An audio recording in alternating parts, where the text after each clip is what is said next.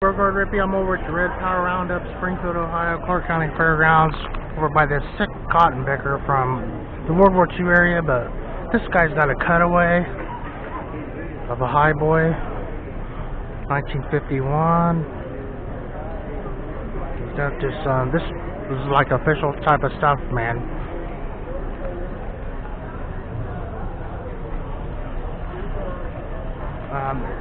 I would almost guess they use this at the factory for training when you went to factory school and got certified.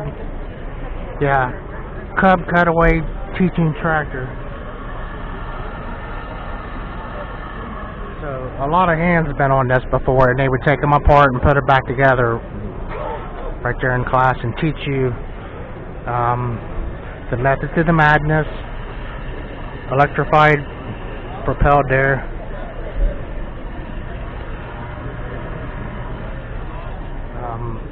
Everywhere possible there was a cutaway, but this is restored, and I'm excited to see it. But I'm gonna look at the stuff in the cases real quick, and but these two, this is possibly from Mississippi, and it was a barn find, and here we are today.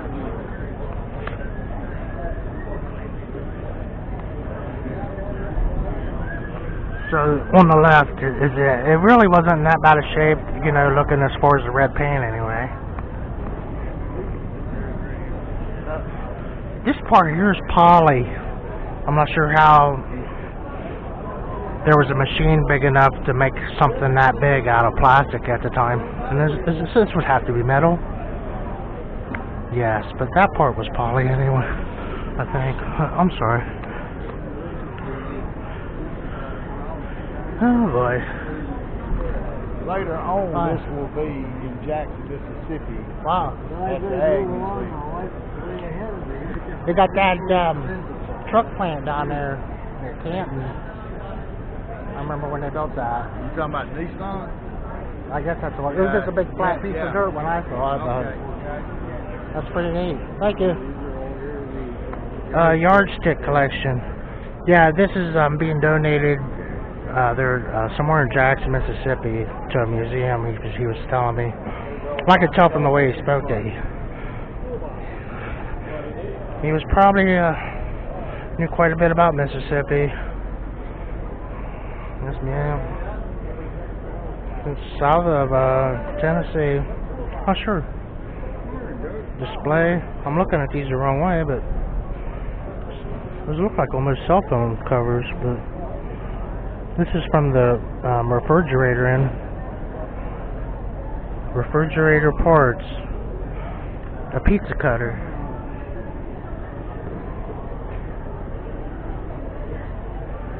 International Harvester pizza cutter.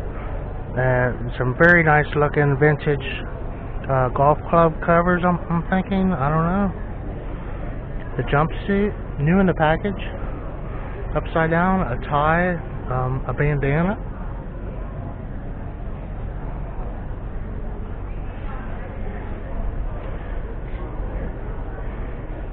International Harvester wrenches.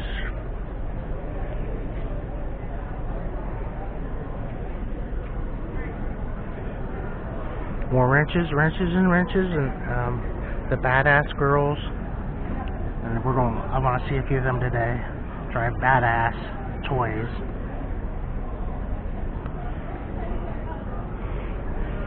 They're hard to find. Oh, dig the little coonskin cap guy. And then Irma Harding. He only had Irma Harding for a couple years, and I think she was in the refrigerator part. Some miniatures almost.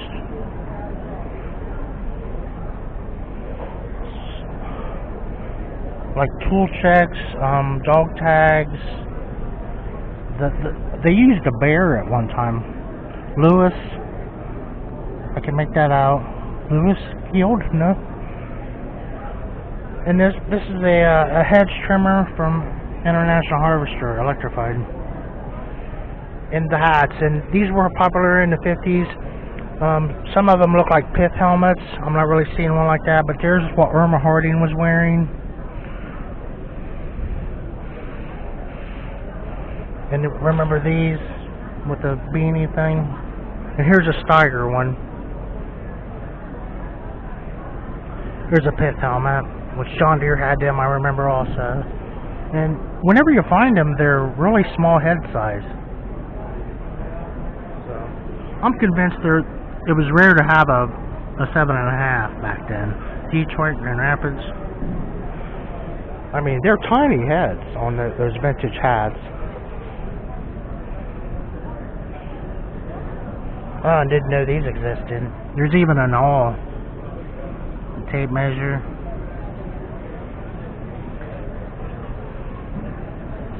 Some seals and bearings, gloves. Goodyear. Screwdriver set. Oops. Camera turned off. Am I still going? But anyway.